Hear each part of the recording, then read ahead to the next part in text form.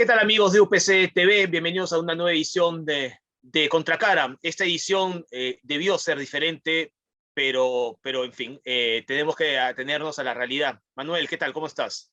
Bueno, el qué tal, cómo está es un Sí, protocolo, ¿no? sí, es un protocolo. Estaba escrito. Sí, bien.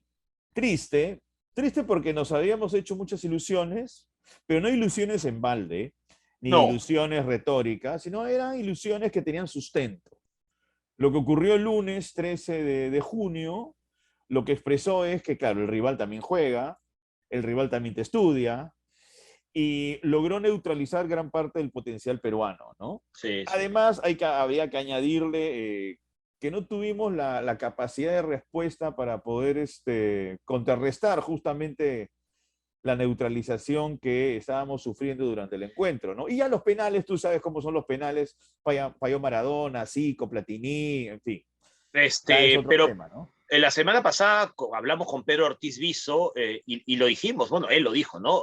Bacán, somos mejores, sí, sí, somos de una confederación más potente, ¿no? Que la asiática, pero son 90 minutos, bueno, 120 en este caso, pero es un partido de fútbol, no hay vuelta atrás. Bueno, se cumplió, había que tener cuidado. Yo mira, soy triste como tú, pero además me da rabia porque Perú, no fue el Perú que hemos visto en los últimos 2 años, con pésimos partidos, pero con un poquito más de ganas. O no lo Mire, dejaron ser también, ¿ah? no No lo lo dejaron dejaron ser, ser, así es, no lo así es, dejaron así ser. es. Pero jugadores aparentemente cansados, no sé. Y es una pena porque vivimos en un país que necesita ese tipo de ilusiones en fin, de felicidad por parte de la gente, por parte de todos nosotros. No pudo ser, habrá que aguardar. Tú y yo, bueno, igual estamos ilusionados, pero ya estamos acostumbrados a esperar 36 años.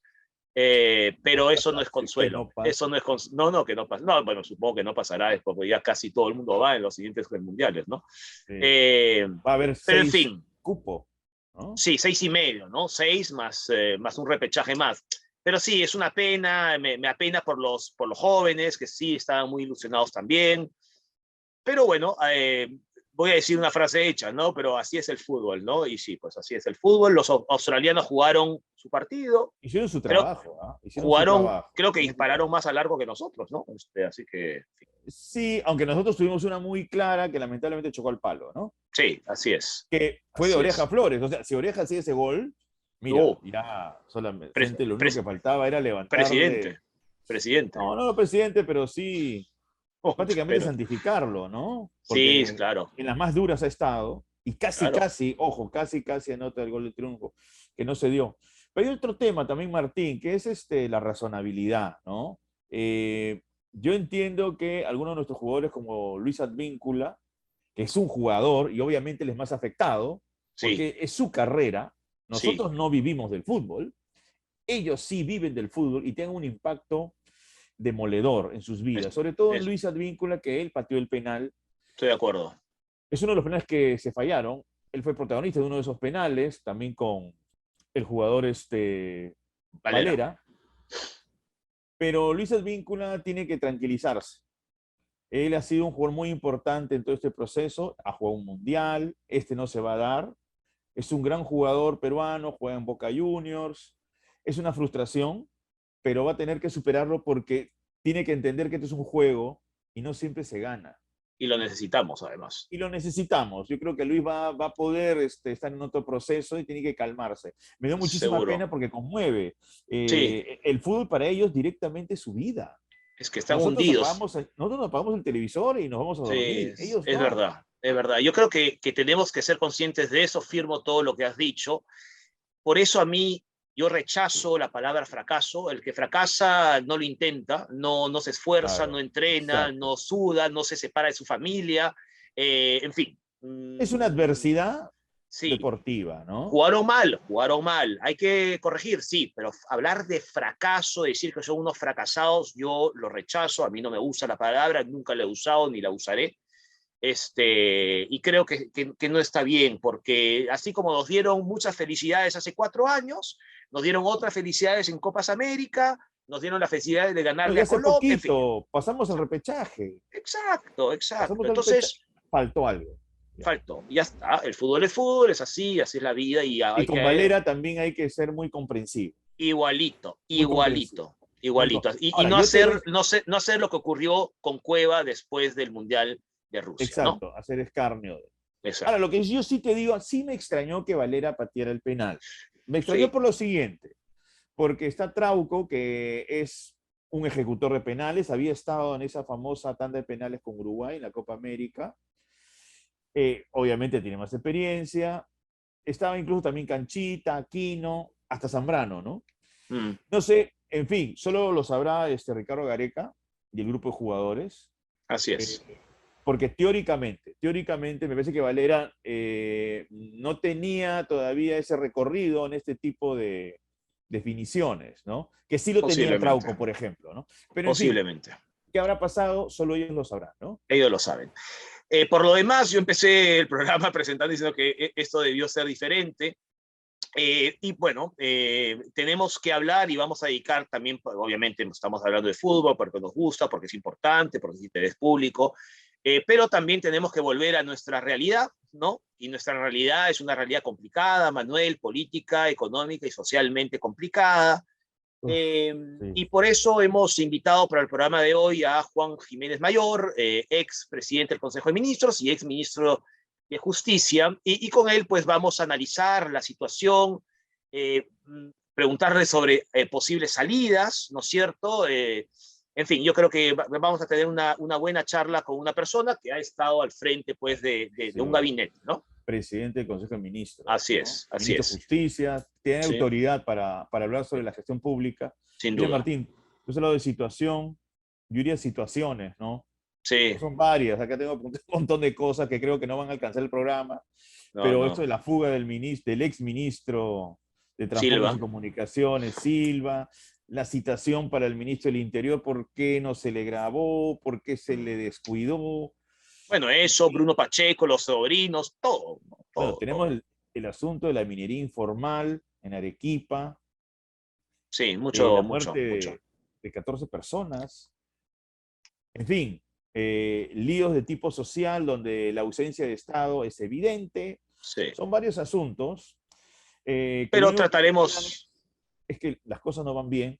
porque además de eso tenemos un paro ya ahorita programado, agrario, para el Mm. 27 y 28 por el tema de los fertilizantes, donde Cuando se se nos quejan viene una justamente crisis alimentaria, ¿no?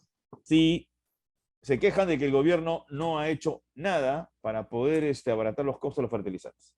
Pero En claro, fin, con 30 ministros de Agricultura, estoy exagerando obviamente, pero es imposible. Pero en fin, todo esto vamos a tratar de abordarlo con Juan Jiménez Mayor, así que te propongo, Manuel, que vayamos ya con la entrevista con él. listo, vamos. Vamos. ¿Qué tal, amigos? Retornamos al programa y ahora tenemos la presencia del expresidente del Consejo de Ministros, Juan Jiménez Mayor, quien también ha sido ministro de Justicia en la gestión de Ollanta Humala. Doctor Juan Jiménez Mayor, ¿cómo se encuentra? ¿Cómo analiza estos últimos días tan movidos de nuestra política nacional? Bueno, ante todo, ¿cómo están? Un gusto saludarlos nuevamente. Bienvenido. Gracias. Bueno, estamos en una etapa muy difícil para el país, ¿no? Estas multicrisis que tenemos en la mañana y en la tarde y en la noche, digamos, de manera permanente, los 7 días de la semana, nos genera ya una situación muy, no solamente decepcionante para todos los peruanos, sino ya es preocupante de hacia dónde vamos a ir como país, ¿no? ¿Qué es lo que estamos haciendo con las instituciones? ¿Qué estamos haciendo para salvar el país, ¿no? Y creo que desafortunadamente la clase política que está gobernando, y con eso me refiero al Poder Ejecutivo y al Poder Legislativo, eh, no está dando la talla. Ayer escuchaba a la presidenta del Poder Judicial decir que el Poder Judicial es el último bastión de la democracia, ¿no? Ya, si el Poder Judicial es el último bastión de la democracia, estamos fregados, ¿no? Creo que la situación es crítica, ¿no? Creo que nadie se salva, ¿eh? Sí. Doctor Jiménez, usted lo ha mencionado, ¿no? No sabemos cómo vamos a resolver una crisis, pero si damos una mirada en los últimos 20, 30 años, el Perú ha sido un país y hemos sido un país con constantes crisis, ¿no? Pero enfocadas en diferentes sectores. Sin embargo, estamos en una realidad en la que creo que todos los factores y todos los sectores están en crisis. Salimos de una pandemia, estamos en crisis económica, existe una crisis social y existe claramente una crisis política. ¿Dónde radica la crisis más grave? ¿Dónde cree usted que realmente deberíamos esforzarnos todos los ciudadanos en resolver? Bueno, sin duda el epicentro de la crisis está en el Poder Ejecutivo.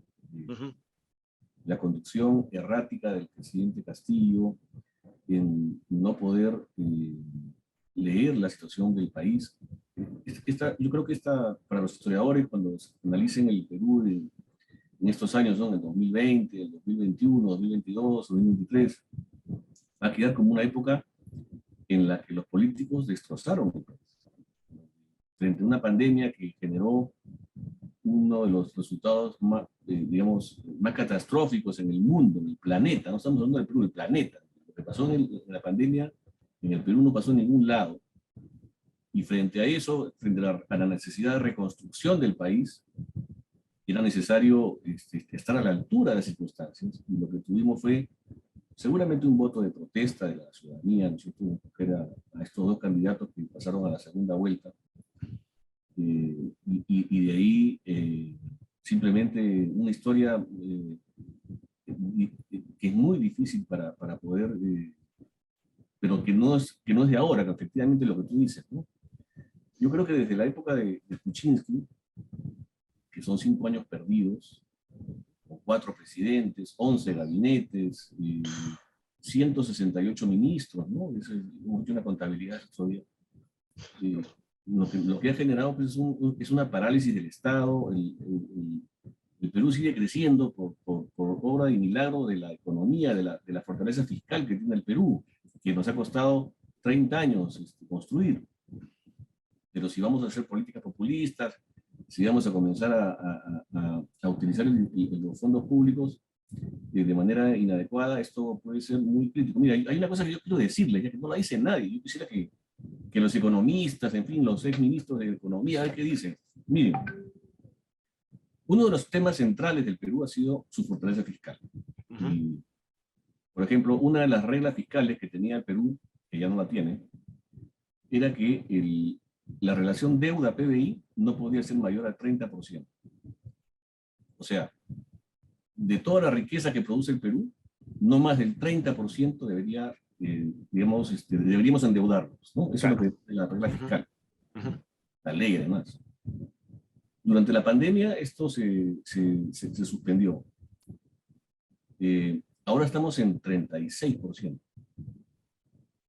O sea, y quiero decirles algo, no es propaganda ya, pero cuando yo estuve presidente del Consejo de Ministros, la relación deuda externa PBI era 19%. Uh-huh. O sea, y estamos en una situación en donde en 10 años, yo estoy hablando del año 2012, hemos duplicado la deuda externa del Perú. No es poca cosa. Que hay que analizar porque, digamos, tenemos una buena burocracia, hablo de burocracia en términos positivos, ¿no? En el Ministerio de Economía y Finanzas, que ha cuidado mucho la estabilidad económica del país. Todavía, ¿no? A pesar de todo. El Congreso, inclusive el Congreso anterior, están perforando la caja fiscal de una manera tremenda. Bueno, ya tenemos inflación, cosa que no hemos tenido en muchos años, nuevamente. Hay factores externos, en fin, hay una serie de cosas ahí por decir. Pero los otros aspectos de las reglas fiscales son temas de los que hay que preocuparse. El déficit fiscal, por ejemplo, ¿no? El déficit fiscal, ahora estamos viviendo una fantasía, digamos, ¿no? Porque claro, como los precios de los metales subieron, la recaudación subió, pero si no hubieran subido los precios de los metales, fíjense, en el 2020, año de la pandemia, el Perú tuvo 7% u 8% de déficit fiscal. El 24% del presupuesto peruano en el 2020 se financió con empréstitos, con préstamos. No teníamos plata. Y teníamos un Congreso que estaba haciendo de todo, ¿no? Regalando plata, bonos, en fin. Sí. Ahora, doctor Jiménez, esta realidad que usted está describiendo y que apunta básicamente a una falta de asertividad en la gestión pública, también la podemos conectar con la falta de una representatividad política competente, pero es un asunto, como Martín ha dejado inferir, que ya viene de hace tiempo. Es decir, la aparición de dos candidatos de carácter controversial, como Keiko Fujimori y Pedro Castillo, que pasan pues a la segunda vuelta, y se convertían en dos alternativas difíciles, controversiales, inviables desde el punto de vista lógico por los problemas que podían suscitar ambos, cada uno con su propia historia, pero que se da. Eso tiene una razón, que es la descomposición de nuestra clase política, pero que ya viene de años y que ahora más bien ya dio uno de sus resultados más bajos. De acuerdo, Manuel, comparto plenamente tu análisis. El problema del Perú es un problema político, es un problema de sus representantes, su clase política, pero, digamos... Mire los partidos, perdón, doctor, mire los partidos, el APRA prácticamente es inexistente. Acción Popular no es la Acción Popular de los 80. El PPC, si antes tenía fuerza en Lima, ahora ni siquiera tiene fuerza en Lima. Sí. Han sido suplidos no por partidos políticos, sino por agrupaciones políticas, que es algo muy diferente, ¿no? Sí, y eso viene sucediendo hace muchos años, ¿no? El fujimorismo, por ejemplo, es un partido que no tiene ideología y lo único que tiene son intereses, ¿no? Y cuando van a construir sus listas parlamentarias, sus listas para alcaldes, gobernadores, consejeros regionales, regidores, lo que hacen es ir a los distritos y a las provincias del Perú y a las regiones, y bueno, no solamente lo hacen fujimorismo, creo que lo hacen todos, y comienzan a averiguar quiénes son los líderes regionales, quiénes son la gente que tiene plata, ¿no? O sea, no sé si ustedes se acuerdan, había un congresista en Madre de Dios que le llamaban, en Puno, que le llamaban el Comepollo. El Comepollo, claro, claro. Sí. El Comepollo era un tipo muy rico, era un tipo que tenía, bueno, ya eso no se usa, ¿no? Porque ya, digamos, ya lo suplió, pero era un tipo que tenía, digamos, la red más grande en la región de estas casas de fotografía, ¿no? Ya no se usa, creo, mucho, ¿no? Para fotocarnet y todas esas cosas, ¿no? Sí. Era el empresario que, digamos, que tenía el control de toda la región, tenía plata. Pues claro, seguramente en ese momento y era de partido de Humala, ¿no? En ese momento lo buscaron porque tenía plata, pues, entonces podía financiar la campaña, podía ser parte de la gente que vive, y así funciona en todo el Perú, o sea, buscan a los empresarios que tienen plata, o que pueden financiar la campaña, que tienen algún tipo de interés, no de vocación, ¿no? Sino de interés económico seguramente. Fíjense, la ley electoral inclusive en el Perú prohíbe que un empresario, una persona que haya financiado una campaña electoral a un alcalde o un gobernador, no pueda participar en procesos de licitaciones, por ejemplo, ¿no?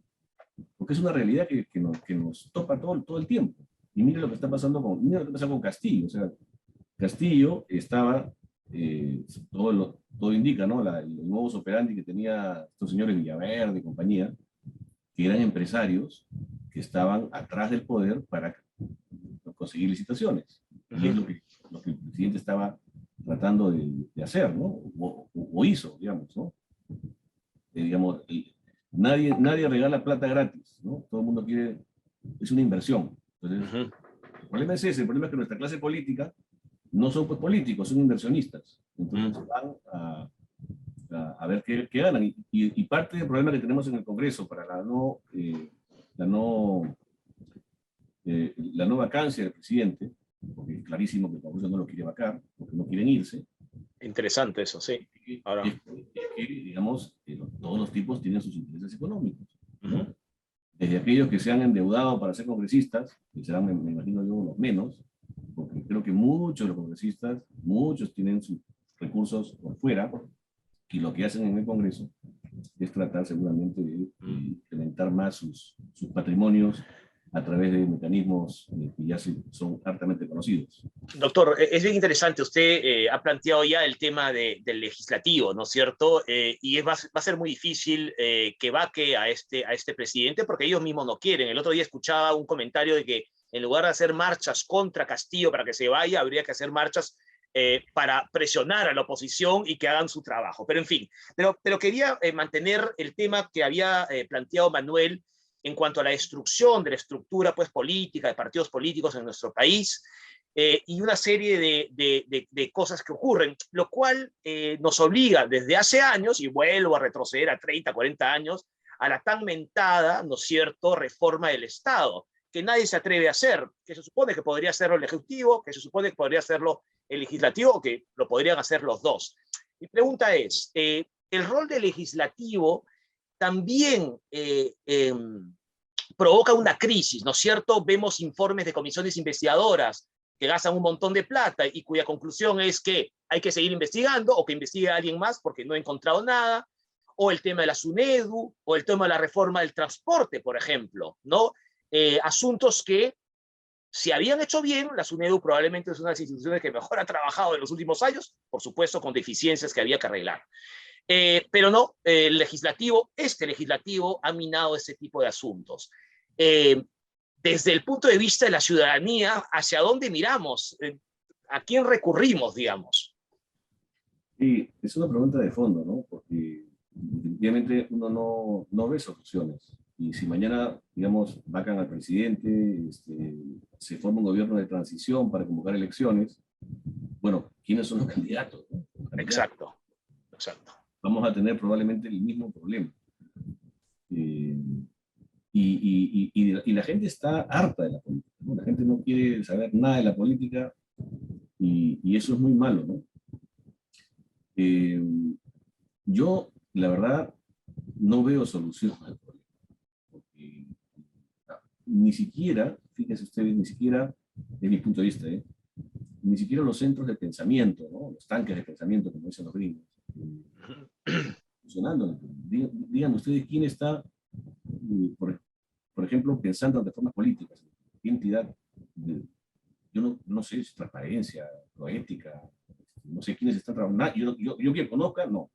Bueno, se intentó, ¿no? En algún momento que que provocó aquel referéndum, ¿no? Pero se intentó, digamos. Me refiero Sí, sí, no, ahora no. En este momento, ¿cuál es la solución a los problemas? ¿Quién está pensando en eso? ¿No? Ni siquiera el Acuerdo Nacional, que podría estar de alguna manera perfilando algunos temas, porque no, digamos, el acuerdo no necesariamente lo convoca el presidente, ¿no? Lo pueden convocar los partidos también.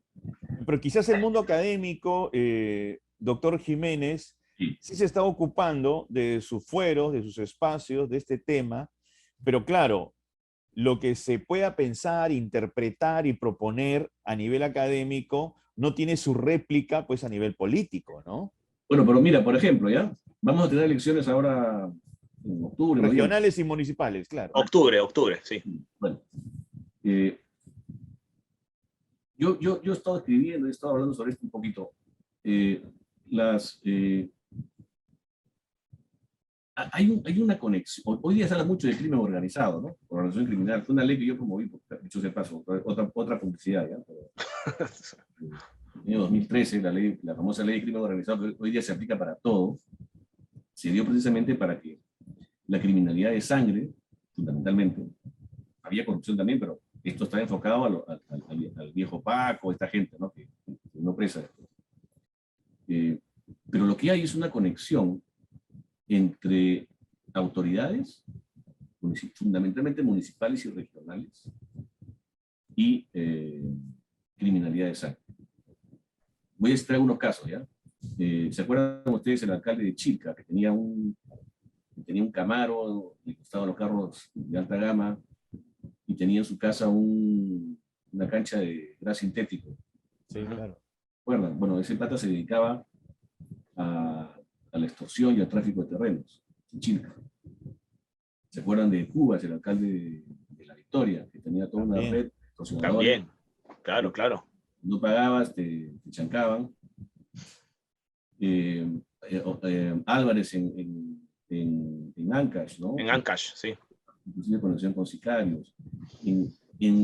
Hay un montón de casos registrados en donde han habido intervenciones de 400 policías, 80 fiscales, allanamientos simultáneos en 20 zonas del país, en fin, una serie de operativos para desmontar autoridades que están vinculadas al sicariato, a la extorsión, al tráfico de terrenos, a la minería ilegal, a la tala ilegal de madera, en fin, a una serie de actividades criminales que ya afectan, que ya no solamente es corrupción, ¿no? Porque corrupción es, bueno, me llevo la plata, me llevo a mi casa, ¿no es cierto? No, es Tranquilo, crimen. no le hago daño a nadie, entre comillas, ¿no? Porque no mato a nadie, pero estoy robándole la plata a la gente, ¿no?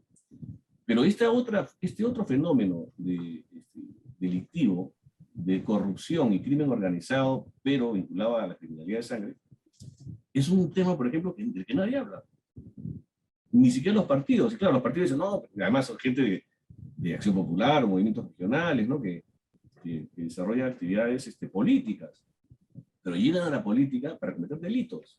Esos sí son organizaciones criminales, ¿no? Directamente. Entonces, pero no hay, o sea, yo no he visto ni siquiera acercamiento con este fenómeno. Y esto es un problema bien serio, ¿ya? Porque, digamos, si vamos en esta ruta, si seguimos cerrando los ojos y haciendo que cualquiera entre a ser gobernador, a ser alcalde, pues nos vamos a convertir en Centroamérica o vamos a mexicanizar la política y la autoridad en el Perú. Los narcos directamente van a meter a sus candidatos, o los mareros, ¿no? Ya en Centroamérica, por ejemplo, los mareros ya no se tatúan. Los mareros ahora penetran las instituciones, son policías, son abogados, son médicos, pero forman parte de la estructura criminal y de ahí operan.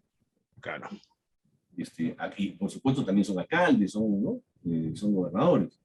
Bueno, acá tenemos un problemón, doctor Jiménez, con el Ministerio de Transporte, por ejemplo. Bueno, sí, sin Y duda. todas las investigaciones apuntan, pues, que desde el gobierno, ¿no? Ahí pareciera, ¿no? Pues una organización que se le podría definir como criminal. Bueno, el gobierno, los sobrinos del presidente, teníamos al secretario de la presidencia, involucrado en... O sea, son pues choros, ¿no? Son choros. Claro. Un exministro fugado. Sí. No, dólares en el water, ¿no? Dólares en el water. O sea, gente, digamos, que no tiene pues el menor sentido del interés general, del servicio público, de para qué uno está sentado ahí, ¿no? Y lo único que vienen es, bueno, como decía este señor Villaverde, no sé si vieron esa Sí, grabación. exacto. Bueno, Dijo, eso, todo lo que usted ha descrito, ¿no? Todo lo que usted ha descrito es dramático y trágico, pero como dijo Martín hace un rato, ¿qué hacer? Porque tiene que haber un tipo de respuesta, si no se da desde el mismo gobierno, si no se da del mismo legislativo, de algún lado tiene que haber una respuesta. De lo contrario, nos van a devorar como sociedad. Bueno, y hay una serie de elementos que hay que considerar, ¿no? Los partidos políticos deberían hacer adecuados filtros, ¿no?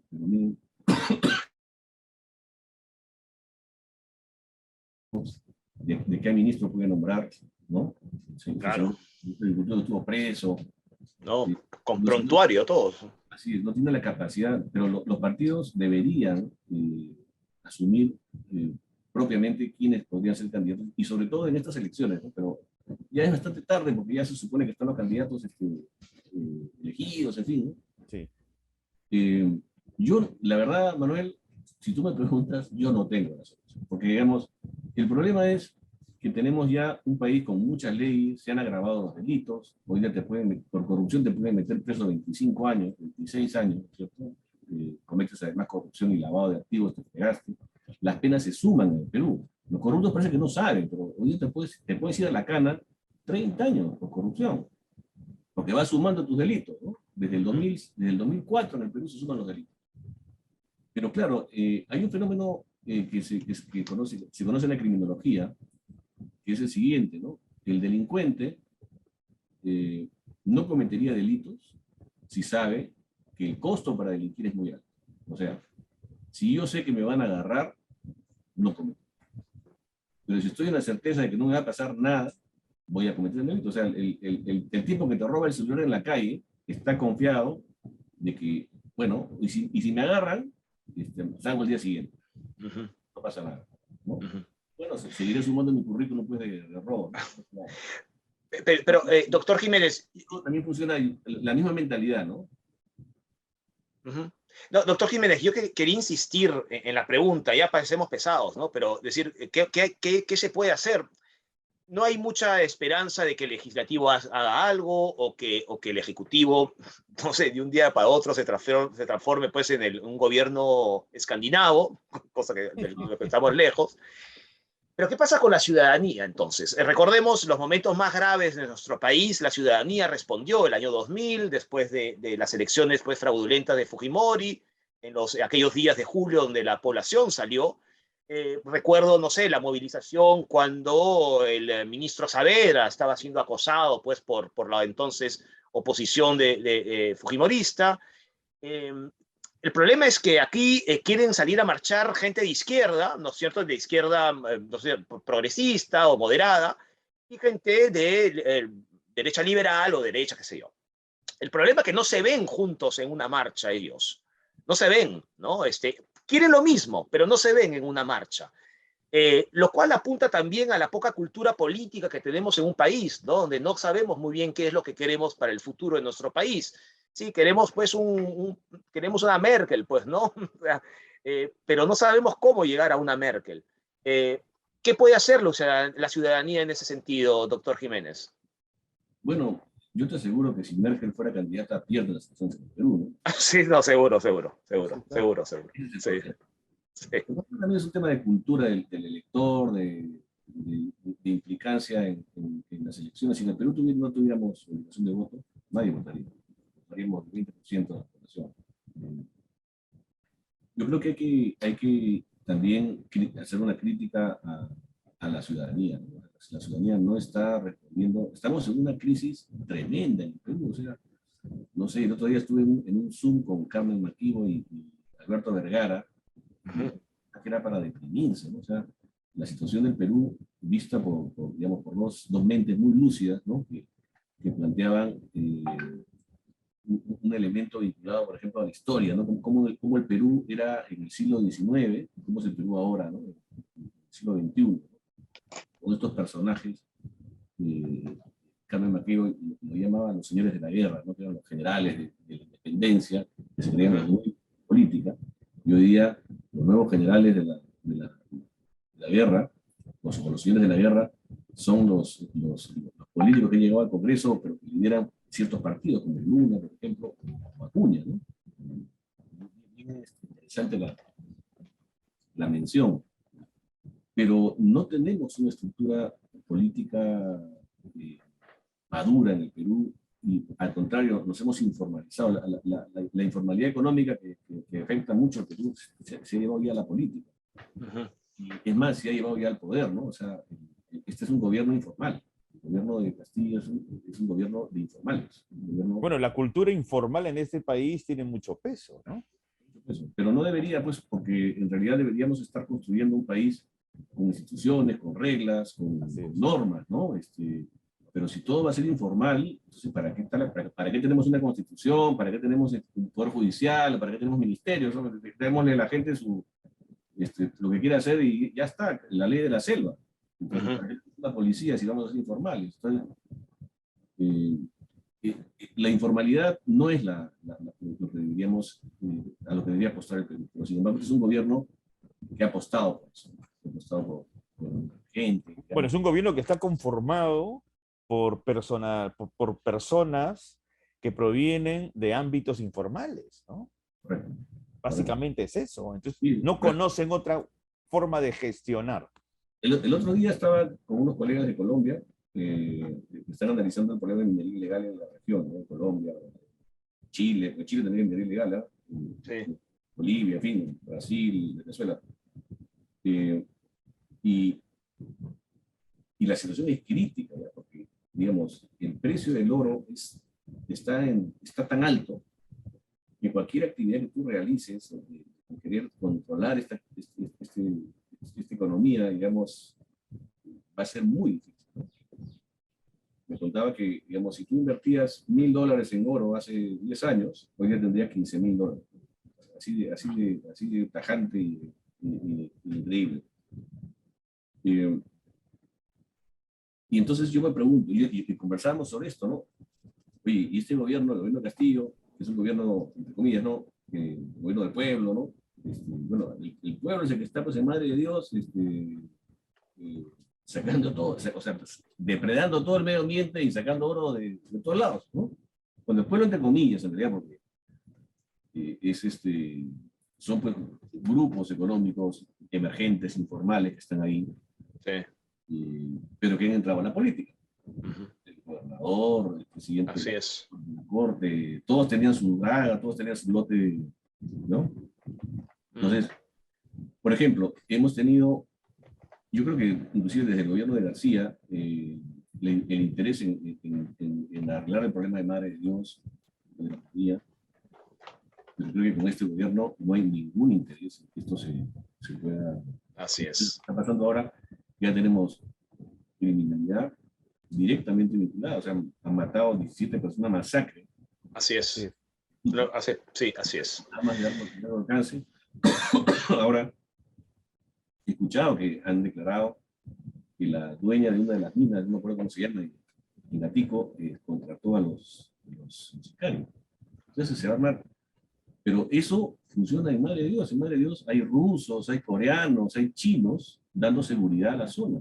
Increíble, sí. Es Claro, tremendo. Y a eso agrégale los fenómenos criminales de madera ilegal, trata de personas, explotación sexual, trabajo esclavo, ¿no? O sea, esa vaina. Lo de Madre de Dios es escandaloso. Doctor Jiménez, yo quería hacerle una última pregunta por mi parte, a riesgo de que parezca frívola, pero creo que francamente no lo es.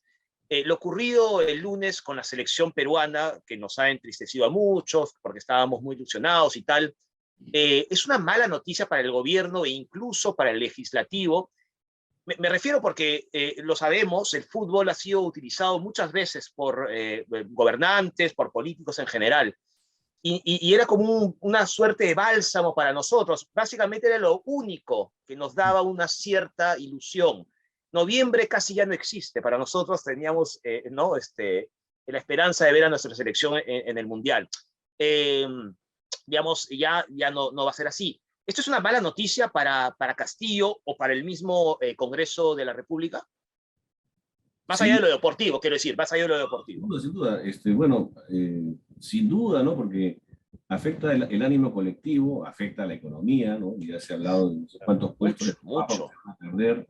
Mucho. Y el sentimiento colectivo de frustración, ¿no? Y ahora, claro, todo el mundo, además salieron los memes inmediatamente después del partido, todo el mundo ahora mirando a Castillo, latino, salió lo de Advíncula, y dije, Advíncula, tú no renuncias, el que tiene que renunciar es este, ¿no?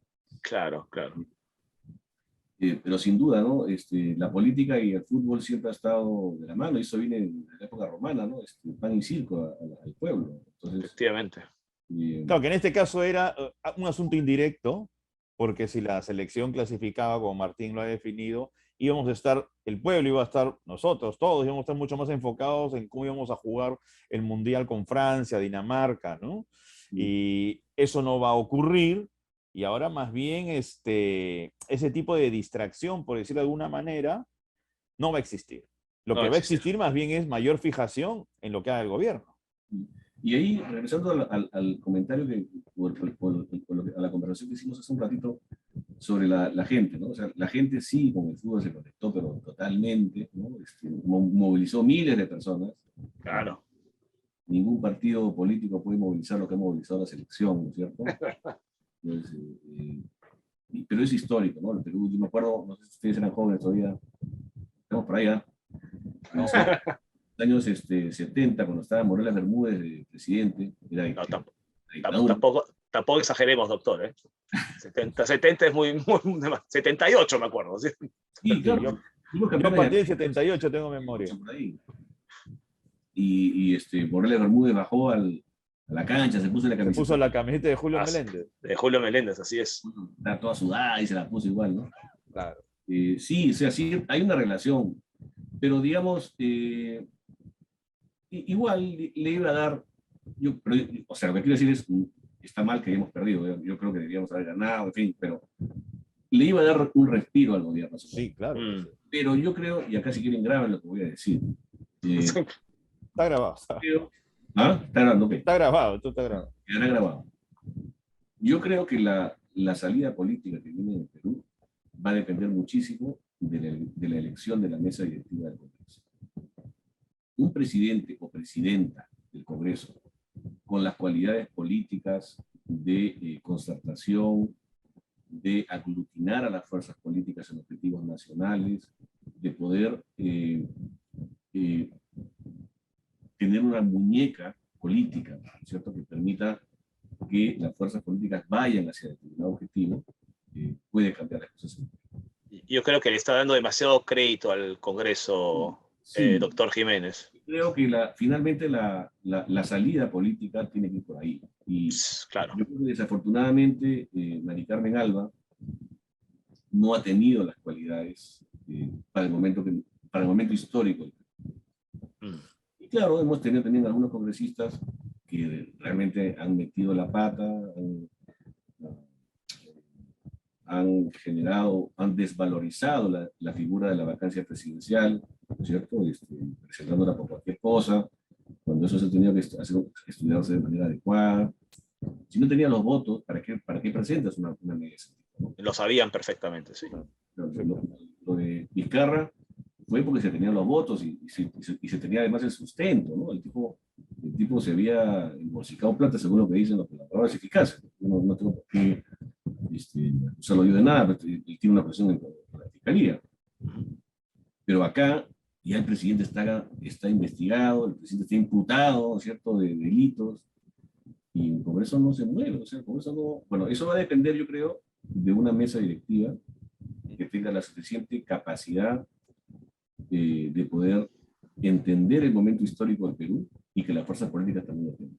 Doctor Jiménez, para terminar, usted ha mencionado a la futura mesa directiva, de ella va a depender si es que hay cambios o no hay cambios, es decir, si hay vacancia o no hay vacancia, pero ¿qué hay con la ciudadanía? ¿Qué variable tendría que activarse para que la ciudadanía tenga un nivel de influencia que logre colocar en jaque a este gobierno? Tiene que haber un evento que genere indignación, una indignación mayor. Yo creo que efectivamente las eliminatorias nos han generado un bálsamo que hemos apaciguado un poquito a la gente. Pero yo creo que, miren lo que está pasando en el Perú, la inflación, la crisis de precios, la gasolina está por las nubes, y eso está afectando a todo el mundo, ¿no? Y eso que se viene la crisis alimentaria mucho más aguda. El gobierno no tenemos paro agrario ya. 27 y 28, si no me equivoco, de junio. Sí, 27 y 28 de junio, por el tema de los fertilizantes. No tienen capacidad para comprar fertilizantes. O sea, es impresionante. Es que claro, pues, si tienes tantos ministros, un ministro por mes, así es, se puede hacer gestión. Cuando hay cambios ministeriales, es bueno que lo sepa el público. Cuando hay un cambio ministerial, todo se paraliza en un ministerio. Porque cambias a los viceministros, cambias al secretario general, cambias a los directores generales, ¿no? Y este gobierno entró con hambre de cambios, pero no de cambios de modelo, no de cambios de instituciones, sino de cambios de personas. Y reemplazando personas que no son capaces, ¿no? O sea, sacas a los funcionarios que tienen años trabajando ahí para poner personas que no tienen ninguna experiencia, con lo cual ralentizas más la gestión. Sí, eso lo hemos visto en varios ministerios, en el Ministerio de Salud, por ejemplo, lo cual pues, fue muy grave en un momento, también muy importante. Doctor Jiménez, muchísimas gracias por estar con nosotros en UPC TV, le agradecemos mucho. Muchas gracias a ustedes. Muchas gracias, doctor. Hasta luego, gracias. Un abrazo. Bueno, Manuel, es un panorama complicado, ¿no? Y es preocupante que una persona, como tú dices, como hemos hablado, que ha tenido responsabilidad al frente de un gobierno, no vea muchas salidas. Y es que esa es la realidad, ¿no? Una ciudadanía que no se moviliza por N razones, un gobierno que hace aguas, un legislativo que no quiere vacar en serio porque saben que si vaca se van todos. Así es. Es un panorama muy complicado. Y si se van todos, no hay garantía que los que vengan hagan cambio. Absolutamente. Ese es el otro problema. Estamos como con la selección peruana, no hay recambio.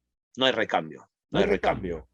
Los grandes, los buenos ya se fueron. Ya no están en este mundo. Hace rato que no hay recambio, Manuel. Hace rato que no hay Ese es recambio. el problema. ¿No? Cada vez decimos, no va a haber peor congreso que este, pero no, siempre se supera, siempre se supera. Sí, sí. Y eso Pero en fin, atemoriza por las pero consecuencias. así es, Manuel. Lo Pero que él bueno, mencionó de la mexicanización, eso es bien delicado, bien grave. No existe en este momento, pero se está creando todo un escenario que en el futuro podría propiciar que las cosas cambien para mal en este país. Pero bueno, mal, en serio, ¿ah?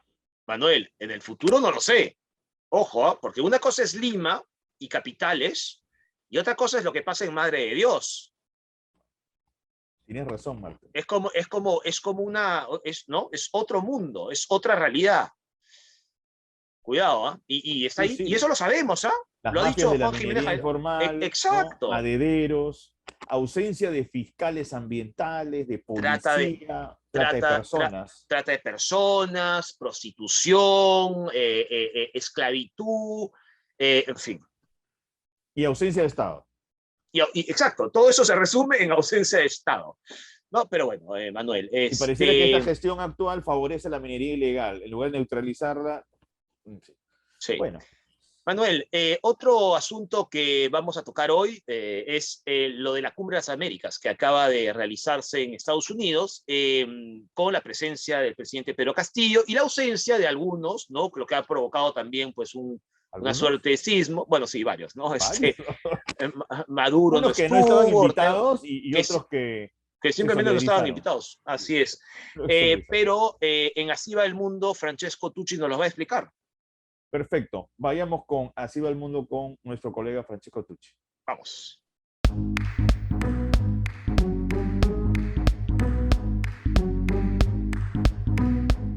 No importa lo que ocurra en el mundo, las Américas siempre serán una prioridad para los Estados Unidos de América.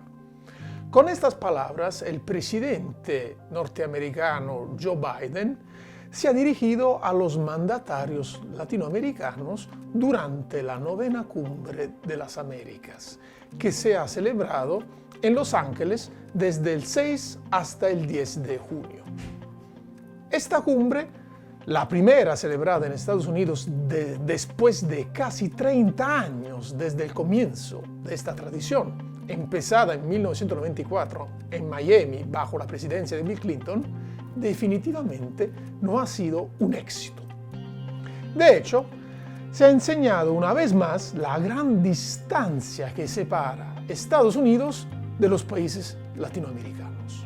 Una primera señal, anterior a la celebración de la cumbre, ha sido la discusión sobre los países excluidos, es decir, Cuba, Venezuela y Nicaragua, que el gigante norteamericano acusa de violar sistemáticamente los derechos humanos y de no ser democracias. Esta exclusión determinó la decisión del presidente mexicano López Obrador de no participar personalmente a la cumbre. No participaron, tampoco por otras razones, los mandatarios de Guatemala, Honduras, Uruguay, El Salvador, enviando en general una señal de frialdad a Estados Unidos. Esta frialdad ha caracterizado esta edición de la cumbre, terminada con la aprobación de pocos acuerdos de contenido genérico y de la declaración sobre la migración finalizada a regular la migración legal y contrarrestar el flujo migratorio ilegal, suscrita solo por 20 de los 35 países participantes. Entre los acuerdos de contenido genérico destacan diferentes propuestas de cooperación económica, el reforzamiento del Banco Interamericano de Desarrollo e iniciativas a favor del medio ambiente y de la formación sanitaria. Tomando en cuenta la declaración sobre la migración, se trata del documento más importante de esta edición de la cumbre, suscrita, hay que recordarlo, solo por 20 países participantes.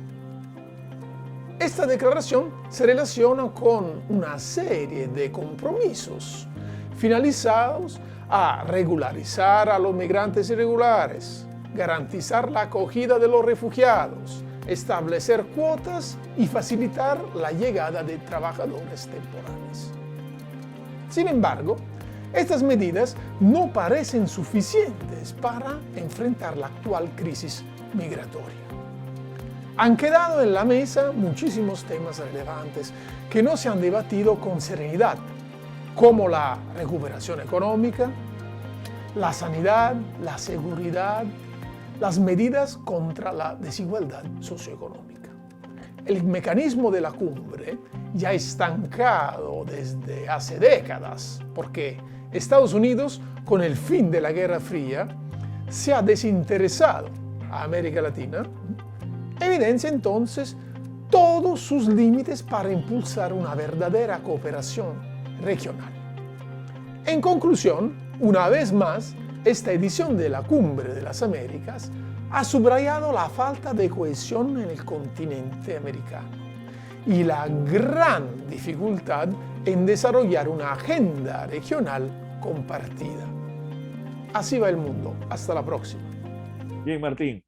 Esta Cumbre de las Américas que ha terminado además con todo un tema de una propuesta norteamericana sobre migración.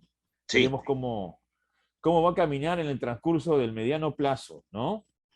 Es que la crisis migratoria de Centroamérica es muy grave, Manuel, desde hace tiempo, ¿no? Y que involucra muchas cosas, ¿no? Pero se agravó Involucra... con Trump también, con medidas Claro, sumamente claro, controversiales, pero ojo, Martín, Biden de acá a un par de años ya no va a estar, posiblemente. Claro, O sea, claro. y en Estados Unidos en ese momento hay una gran tendencia a favor de candidatos del tipo de Trump. Sí, pues, bueno, Trump, ¿no? Porque Trump casi seguro que va a ser candidato para el Partido Republicano. A eso iba. Entonces, seguro.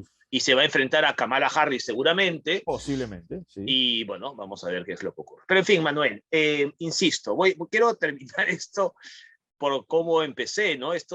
Todo esto debió ser diferente. Este programa estaba planificado. Sí, es verdad. Tú y yo debíamos estar ahorita en Doha con nuestra indumentaria de la selección Así peruana. Era promesa además, ¿no? Era promesa de nuestro director, que sí, ¿no? Ya, Doha, ustedes dos, ¿no? Pero bueno. Ahora, otra variable que me da mucha pena, Martín, porque es real, es la pérdida de posibilidades económicas y laborales que genera la no clasificación.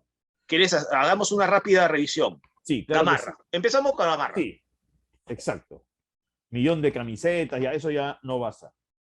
Después, televisiones. Turismo. Todos los paquetes turísticos para ir allá. Muchos. Televisión, decías, ¿no? Televisiones. Todo el mundo cambia de televisión para el mundial. No sé muy bien por qué, porque se ve igual, pero cambian de televisión. Es un pretexto para, ¿no?, verlo mejor. Probablemente, ¿no? Su televisión más grande y tal. ¿Qué más? Servicios, restaurantes. Servicios, lugares donde iban a poner pantallas gigantes. Las venta de bebidas. Que se habían programado, Martín, para después del partido. Todo eso quedó cancelado. Mira, yo salí esa noche y era una lágrima, la verdad, cada local. ¿Tú saliste esa noche? ¿Para qué? Porque yo no vi el partido en mi casa. Y cuando estoy retornando a mi casa y veo todos los restaurantes sin nadie, deshabitados. Eso iba a estar lleno. Claro, eso iba a estar lleno. Todos los restaurantes de Lima, Callao, balnearios del país iban a estar llenos. Luego, Manuel, casa de apuesta. También. Que por cierto, ese es otro tema que tenemos que tocar, ¿eh? Casa de apuestas. Un tema delicado. Luego, no sé, Contratos también de los mismos jugadores. Las empresas, ¿no? Las empresas que ya tenían planificado, pues, campañas, ¿no? Campañas de publicidad, Martín. Yo tengo ahí unos nombres, pero no los voy a decir. Medios de comunicación. ¿No? Y en la nueva empresa que iba a vestir a la selección, ¿no es cierto? Que ya tenía sus planes hechos y que seguramente han cambiado. No va a dejar de vestir la selección, evidentemente. Pero la Padula iba a ser la imagen de esta famosa marca, que es Adidas, hay que decirlo, Adidas. Por ejemplo, ¿no? Por ejemplo. No sé, de pronto puede seguir en pie, pero... No, se va a seguir en pie. El impacto es menor, ¿no? Por supuesto que va a seguir en pie. Es importante que la selección vista una marca tan importante en el mundo. pero muchas cosas, mira, ya hemos hecho que 5 cosas que son importantes, ¿no? Los paquetes a Doha, ¿no? Marathon lo que habrá perdido, porque, ojo, Marathon terminaba su ciclo con la selección en el Mundial. Así es. Y tener a una selección en un Mundial, a esa marca le hubiese significado muchísimo, porque no solamente era Ecuador, porque Ecuador también tiene Marathon, si no me equivoco, ¿no? Sí, claro, bueno, Marathon es ecuatoriano, ¿no? Imagina, Perú, Sí. Ecuador, ¿no? Ya muchos árbitros, si no me equivoco, los árbitros de la Conmebol usan Marathon. Muchos sectores, Manuel, muchos sectores. Esto va a Sí. afectar a la economía. A nosotros nos apena, yo, ¿no? Es gente emprendedora que tiene buenas. Gamarra, mira, qué mejor ejemplo de emprendimiento en Lima, Manuel, que Gamarra, ¿no? Y que evidentemente va a dejar de ingresar mucho dinero, ¿no? Es una pena. Camisetas, gorritos, todo. Bufandas, turbantes. ¿Cuántos turbantes has visto en Lima? Nunca se había visto tanto turbante en Lima, viejo, pero en fin. Esto Martín, hay una buena fue noticia. lo de lo deportivo. Una buena noticia. A pesar de todo. Acabemos con eso entonces, mejor. Las próximas clasificatorias empiezan en marzo. Sí. O sea que Perú va a estar otra vez luchando. Y van a ser 6 cupos, ¿no? 6 cupos y medio. 6,5 en principio, sí. Ya. O sea, a va a haber menos, posibilidades. A menos que los genios de la Conmebol también se les ocurre algo raro, como, bueno, la Conmebol y la FIFA, ¿no? Como jugar un partido único en Qatar, que tú y yo lo dijimos desde el principio que era una locura. Lo ideal era un ida y vuelta como siempre, ¿no? Que era lo como toda justo. la vida, como toda la vida. Pero Martín, vamos a ser sinceros. Ambos equipos estaban en igualdad de condiciones. Es más, Australia venía de haber jugado una semana antes con Emiratos Árabes. Sí, sí, pero yo te volteo la tortilla y te digo, sí, había jugado una semana antes, de manera competitiva, Perú también, amistoso, pero el partido contra Nueva Zelanda no fue tan sencillo, pero Australia jugó a ritmo competitivo. En Qatar también. Entonces, no es excusa, pero creo que no era totalmente igualdad de condiciones, pero eso para Perú, frente a Australia, que tiene menos tradición futbolística, no es excusa ni mucho menos. Ni mucho menos. Perdimos, pues hay que levantarse y seguir adelante. Tú lo has dicho, marzo empiezan otras eliminatorias, a empezar con Así es. Ganas y con fuerzas, y que ojalá los estadios sigan llenos y no ocurra como ocurrió cuando en los 90, ¿te acuerdas? No se llenaba ni el 50% del estadio cuando jugaba nuestra selección. Bueno, esto también es un pendiente para los clubes, porque la selección se logra conseguir a partir de los jugadores que salen de los clubes, las divisiones inferiores. ¿Dónde está el 9, pues? ¿Dónde está el 9? Que no hay banca. ¿Dónde está el 9? ¿Por qué? Porque no se trabaja. Entonces, eso Así se tiene es. que retomar en una nueva gestión de la Federación Peruana de Fútbol. Así es. De lo contrario, vamos a estar bien angustiados. Porque este Manuel, equipo que ha hecho Gareca es un equipo que lo ha sacado del... A ver, es de un la oasis. galera. Claro, es un una oasis. realidad Sí. paralela. En fin. Bueno, y ojo, antes de terminar, creo que más allá de errores y no errores, eso me da igual ahora mismo. Creo que hay que hacer un reconocimiento a los jugadores que estuvieron esforzados, se equivocaron al momento, da igual. A Gareca y a Juan Carlos Oblitas, ¿no? Que son responsables de 7 años de mucha ilusión, que no habíamos tenido años, décadas. De ilusión y de logros. Porque Así ha habido es. logros. Se clasificó Así un es. mundial, subcampeones en la Copa América, siempre Así de los es. 4 primeros. Siempre, así es. Así que No hay que nos nada quiten lo bailado. No hay nada Terminemos con eso entonces, Manuel. Y nada, a ver qué es lo que ocurre en los próximos días, que seguramente habrá novedades de la selección y por supuesto lo comentaremos la próxima semana. ¿Y qué ocurre cuando uno se cae del caballo? Para arriba. Te vuelves a levantar. A levantarse. Así tiene que ser. Un abrazo, Manuel. Nos vemos la próxima semana. Martín. Chao, chao. Chao, chao. Chao.